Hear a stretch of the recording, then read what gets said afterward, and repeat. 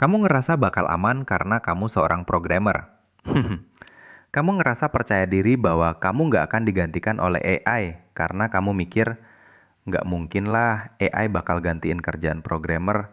Yang buat AI aja programmer. Lucu sekali. Air mataku sampai keluar. Hai, selamat datang. Kali ini aku akan membahas apakah programmer masih relevan. Khususnya buat kamu, para junior atau pemula yang baru mulai terjun ke dunia pemrograman.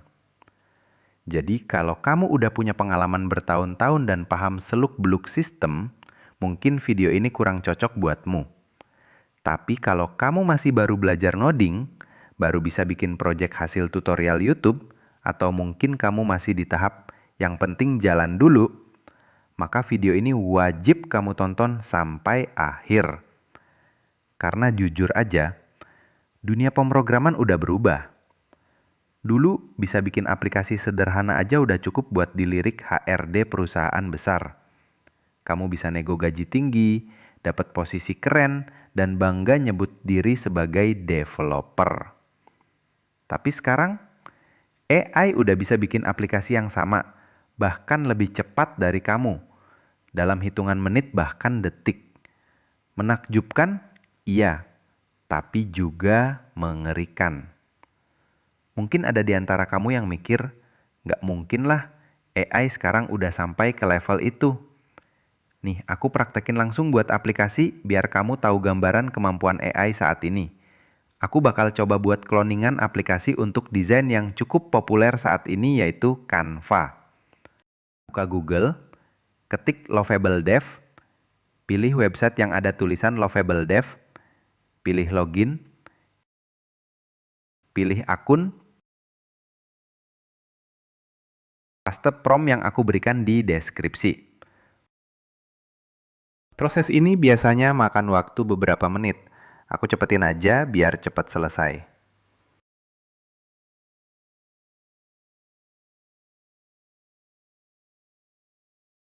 Dan lihat sendiri, dalam waktu singkat udah jadi versi sederhana dari aplikasi desain populer kayak Canva.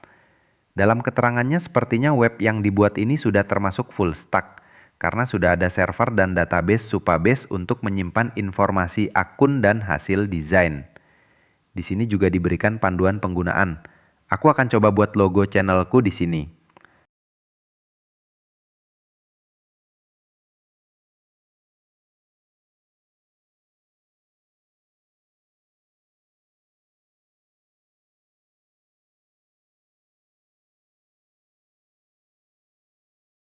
Hasilnya lumayan lah, meski ada beberapa bug di sana-sini, tapi setidaknya aplikasinya sudah bisa jalan dengan cukup baik. Kalau ingin benerin bug atau bahkan nambahkan fitur, cukup minta AI. Aku akan coba minta untuk tambahkan mode gelap.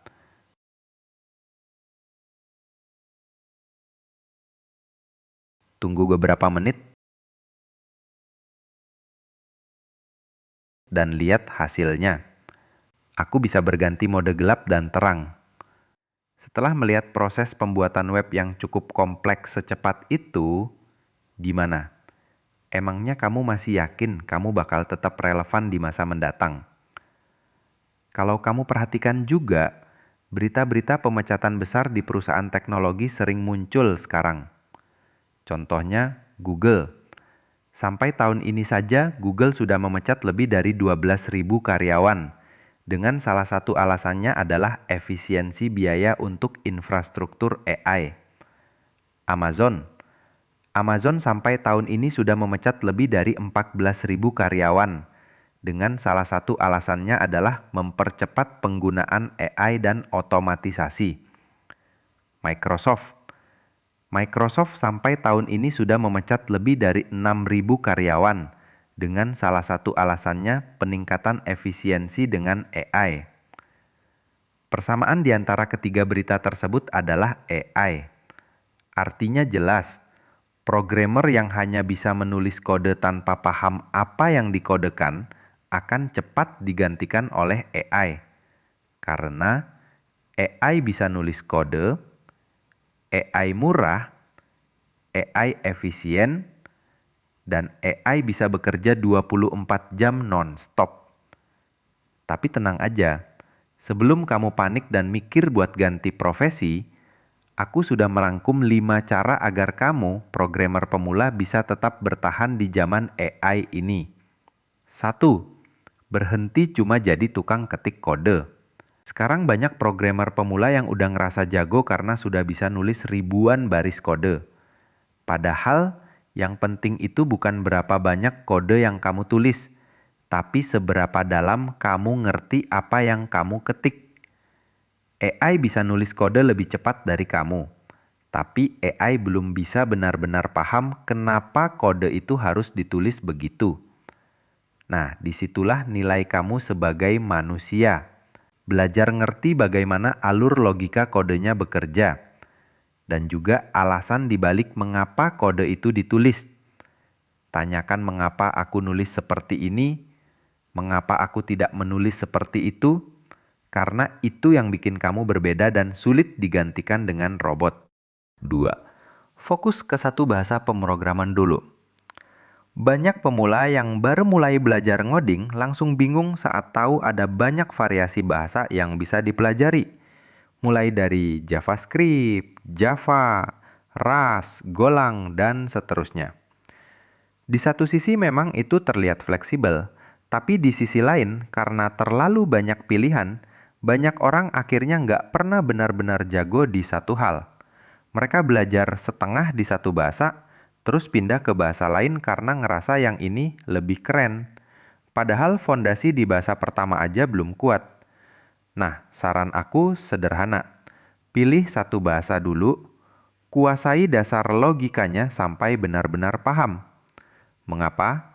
Karena semua bahasa pemrograman itu punya fondasi yang mirip. Mau kamu pakai JavaScript, Python, atau Rust, konsep dasarnya tetap sama.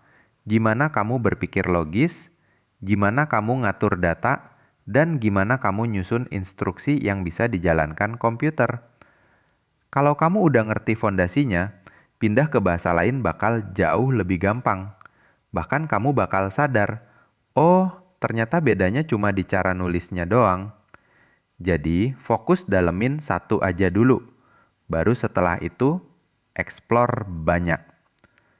Jangan kejar semuanya sekaligus, nanti malah nggak dapet apa-apa.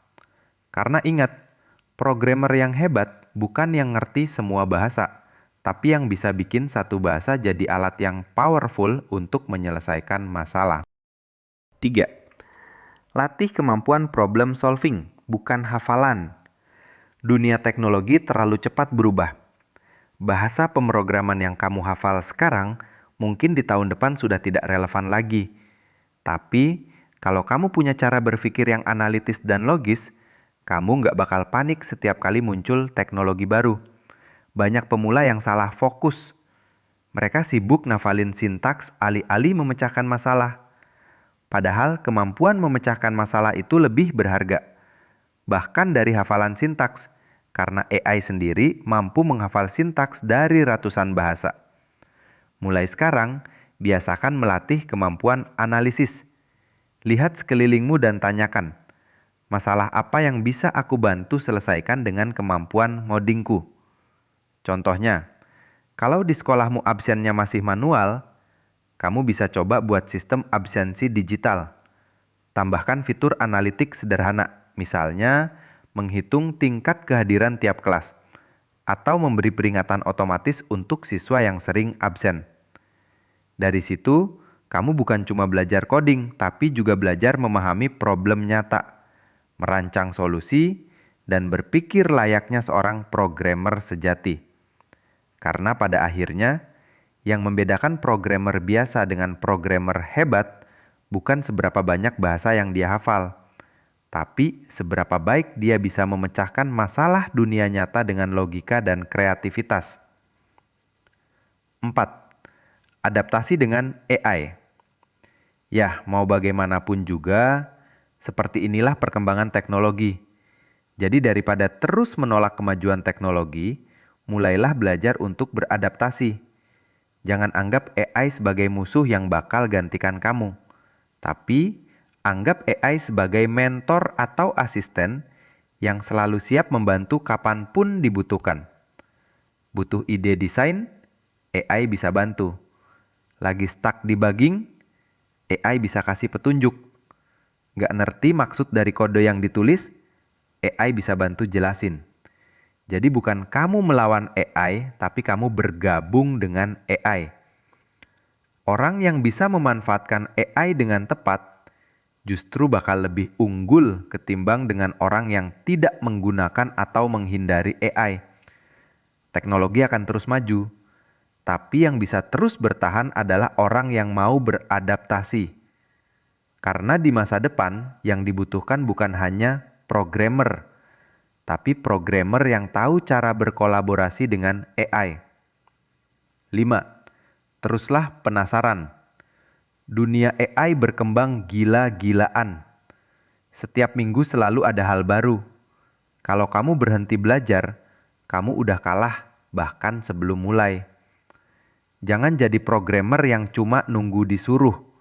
Eksperimen, utak-atik, dan terus tanya kenapa. Kenapa kode ini bisa jalan? Kenapa kode ini lebih cepat dari yang lain? Kenapa AI bisa ngerti perintah manusia? Selama kamu masih penasaran, kamu masih terus berkembang. Dan selama kamu terus berkembang, maka AI nggak akan pernah benar-benar bisa menggantikanmu. Karena rasa penasaran bisa menjadi awal mula munculnya teknologi baru. Kesimpulan video ini adalah AI nggak akan mengambil semua pekerjaan programmer, tapi dia akan mengambil pekerjaan dari programmer yang nggak mau berkembang. Dunia nggak butuh lagi tukang ketik kode. Dunia butuh pencipta sistem, pemikir logika, dan problem solver. Kalau kamu bisa jadi itu, maka kamu nggak perlu takut sama AI. Karena kamu bakal jadi orang yang mengendalikan AI, bukan yang dikendalikan AI. Jadi bagaimana? Apa kamu masih ngerasa aman karena kamu programmer? Aku tutup sampai di sini aja. Sampai jumpa di video berikutnya.